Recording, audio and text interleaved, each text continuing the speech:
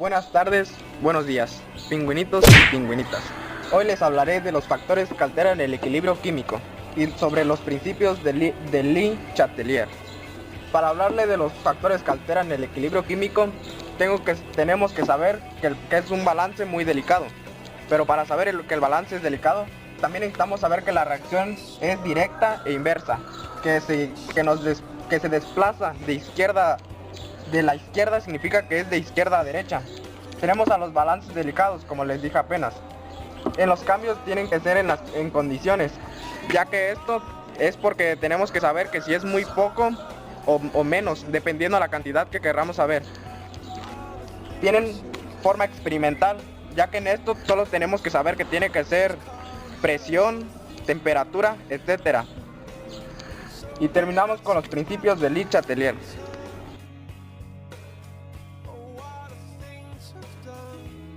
Yo soy el segundo pingüinito y les tengo que explicar el principio de Le Chatelier. Esto es una regla en la que podemos saber en qué dirección podrá ir una reacción cuando se le aplica una presión, una temperatura o algo que intervenga pues, externamente. El postulado del principio dice que si se aplica una tensión externa a un sistema en equilibrio, o sea que si se aplica algo, no sé, si se le aumentan moles, se le aumenta la temperatura, se le aumenta la presión, el sistema se ajusta de tal manera que se cancela parcialmente dicha tensión. La tensión es pues es así, la tensión se puede decir que es la temperatura, la presión y lo que interviene, pues la tensión externa es lo que interviene en la reacción, en el sistema en equilibrio. Entonces parcialmente dicha tensión alcanzando una nueva posición de equilibrio. Esto quiere decir que el sistema se ajusta cuando se le agrega una tensión. Esta se ajusta de tal manera que se cancela parcialmente, o sea que parcialmente pues se puede decir que se neutraliza la tensión, se neutraliza la tensión para que tenga una nueva posición en equilibrio. Eso es lo que explica lo que es el principio de Chatelier, de Le Chatelier. Ejemplo del principio de Le Chatelier. En el principio se dijo que la reacción química siempre busca el equilibrio. Así en pocas palabras, la reacción química siempre busca el equilibrio. Si por ejemplo ponemos H2O aquí, de este lado también tenemos H2O. La reacción está en equilibrio, son iguales. Entonces, si por ejemplo se hace una tensión de concentración y aquí se le agrega otras dos moléculas de de hidrógeno, va a ser H4. Entonces, si dice la reacción química siempre busca el equilibrio, entonces esto va a ser una reacción para que estén en equilibrio de concentración.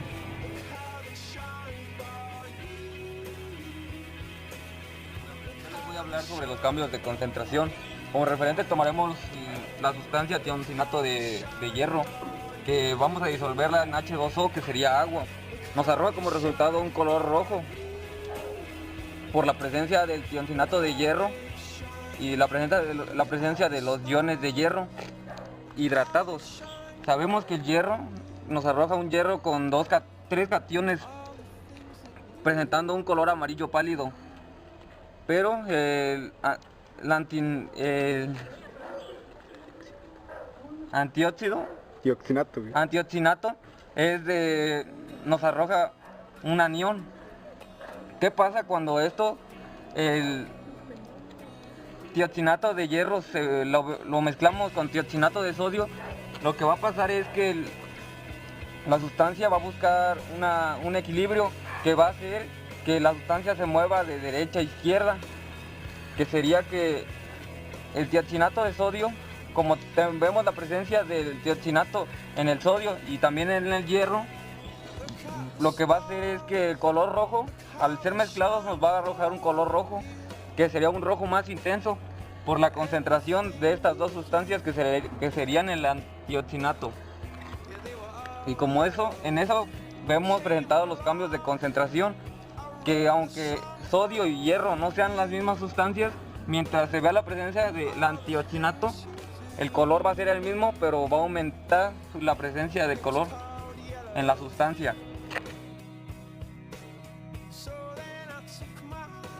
voy a hablar de los cambios en volumen y la presión. Normalmente no alteran las concentraciones de las especies reactivas. Esa es una fórmula de las concentraciones de la presión y esa es una ecuación que reacciona en forma inversa.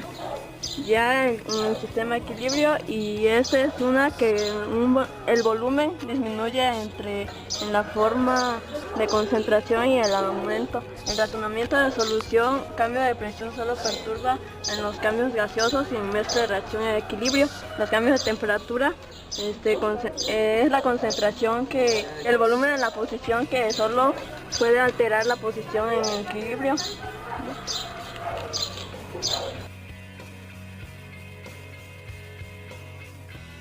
Esta fórmula, el PV, se relaciona en forma inversa a mayor presión y menor volumen. Ya esto, el NV es la concentración del gas del mol en litro y presión. Ya esto que es, por lo contrario de una disminución en la presión. Ya esto significa la adición del hielo en el volumen constante aumenta la presión total del gas y disminuye las fracciones.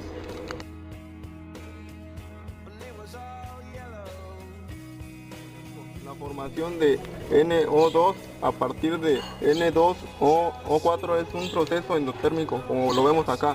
N2O4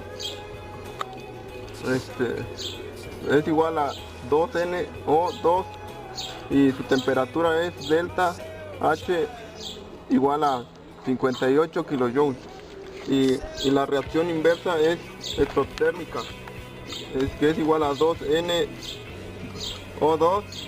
igual a N2O4, que su temperatura es delta H igual a 58 kilojoules.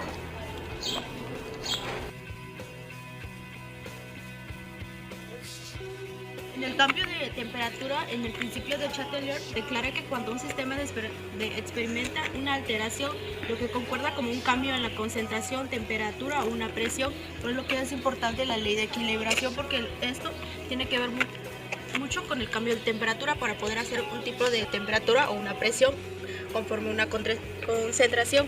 Este responderá a restablecerá un nuevo estado de equilibrio.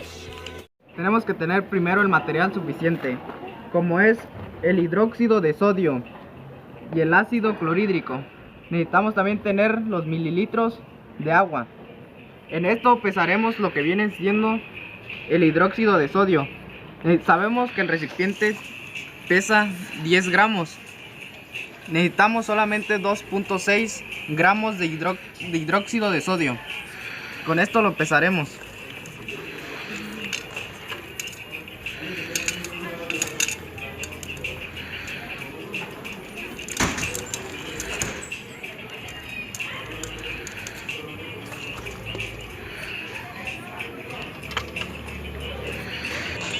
Primero tenemos que colocar los 2.6 gramos de hidróxido de sodio al recipiente.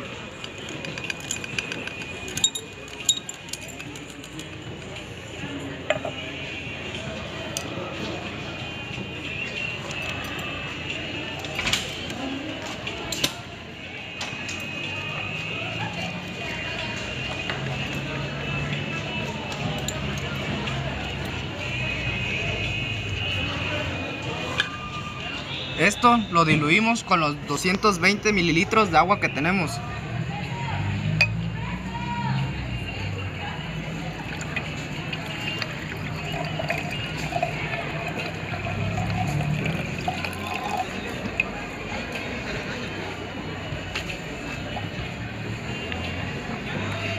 Ahora revolvemos bien para que sea una buena concentración.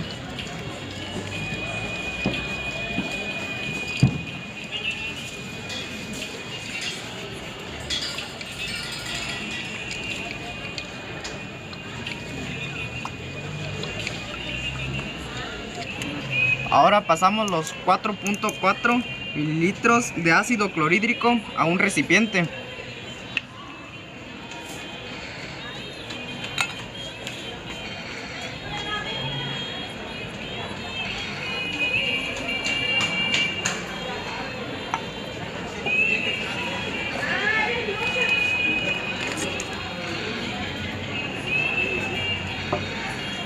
Para tener la medida necesitamos un instrumento y así hacerlo llegar a otro.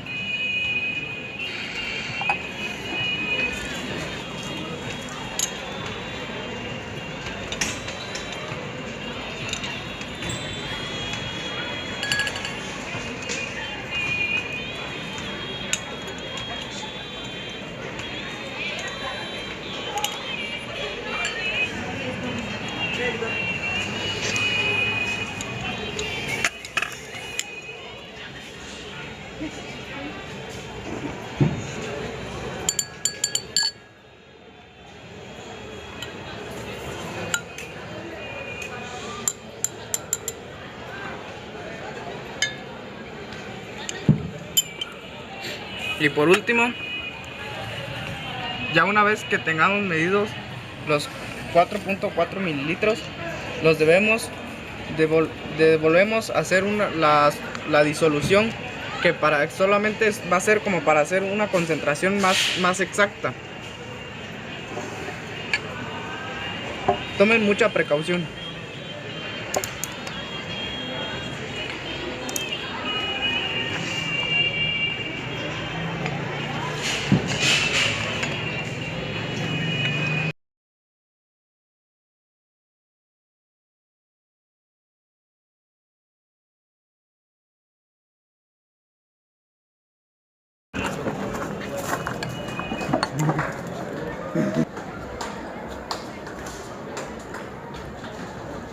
Y ya una vez que lo tengamos hecho, diluimos bien.